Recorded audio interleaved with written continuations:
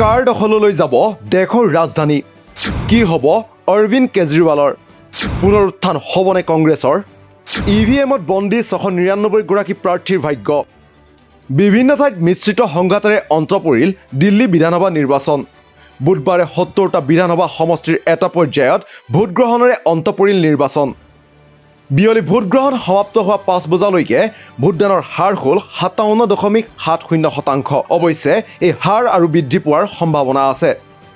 উত্তৰ পূব দিল্লীত সৰ্বাধিক 63.83% ভোটদান হৈছে। দিল্লী বিধানসভা নিৰ্বাচনত এইবাৰ প্ৰতিদ্বন্দ্বিতা কৰিছে 699 গৰাকী প্ৰাৰ্থীয়ে। ইয়াৰে কোন 70 গৰাকী প্ৰাৰ্থীৰ ভাগ্য মুকলি হয় তাৰ উত্তৰ পোৱা যাব অহা শনিবাৰে ফলাফল ঘোষণাৰ দিনা। উল্লেখ্য যে 2013 চনৰ পৰা নতুন দিল্লী শাসন কৰি আছে আম আদমি পাৰ্টিয়ে। এইবাৰ আম আদমি পাৰ্টিক গাদীচ্যুত কৰিবলৈ বিজেপি আৰু কংগ্ৰেছে সৰ্বশক্তি প্ৰয়োগ কৰিছে। তিনিওটা দলে এইবাৰ গ্যাৰাণ্টিৰ ৰাজনীতিৰে দিল্লীবাসীৰ পৰা ভোট ভিক্ষা কৰিছে। বিশেষকৈ মহিলাক প্ৰতিমাহে নিৰ্দিষ্ট টকা দিয়াৰ গ্যাৰাণ্টি তিনিওটা দলেই দিছে। এনে গ্যাৰাণ্টিৰ পাছত দিল্লীৰ মহিলাই কাৰ পক্ষে ইভিএমত ৰায় দিছে সেয়াও হৈ পৰিছে গুৰুত্বপূৰ্ণ। নিৰ্বাচনটোত আম আদমি পাৰ্টিৰ মুৰব্বী তথা দিল্লীৰ প্ৰাক্তন মুখ্যমন্ত্ৰী অৰবিন্দ কেজৰিৱালো প্ৰবল প্ৰত্যাহ্বানৰ সন্মুখীন হৈছে। দিল্লী সুৰানীতি কেলেংকাৰীত অভিযুক্ত হৈ তিহাৰ জেলত থকা অৰবিন্দ কেজৰিৱাল জামিনতে মুকলি আকাশৰ তলত আছে। তেওঁৰ বিৰুদ্ধে নতুন দিল্লী বিধানসভা সমষ্টিত প্ৰতিদ্বন্দ্বিতাত অৱতীৰ্ণ হৈছে কংগ্ৰেছৰ সন্দীপ দীক্ষিত আৰু বিজেপিৰ প্ৰৱেশ বৰ্মা। একেদৰে আম আদমি পাৰ্টিৰ দ্বিতীয়গৰাকী শীৰ্ষ নেতা তথা প্ৰাক্তন উপ মুখ্যমন্ত্ৰী মনীষ সিসোদিয়াও এইবাৰ প্ৰত্যাহ্বানৰ সন্মুখীন হৈছে। দিল্লী সুৰানীতি কেলেংকাৰীত অভিযুক্ত হৈ তিহাৰ জেলত থকা মনীষ সিসোদিয়াও জামিনতে মুকলি আকাশৰ তলত আছে। তেওঁ পূৰ্বে পাটপাৰগঞ্জ সমষ্টিক প্ৰতিনিধিত্ব কৰিছিল যদিও এইবাৰ জংপুৰা সমষ্টিৰ পৰা প্ৰতিদ্বন্দ্বিতাত অৱতীৰ্ণ হৈছে। সমষ্টিটোত বিজেপিয়ে প্ৰাৰ্থিত্ব দিছে তিনিবাৰৰ প্ৰাক্তন কংগ্ৰেছ বিধায়ক তাৰবিন্দৰ সিং মাৰহাক।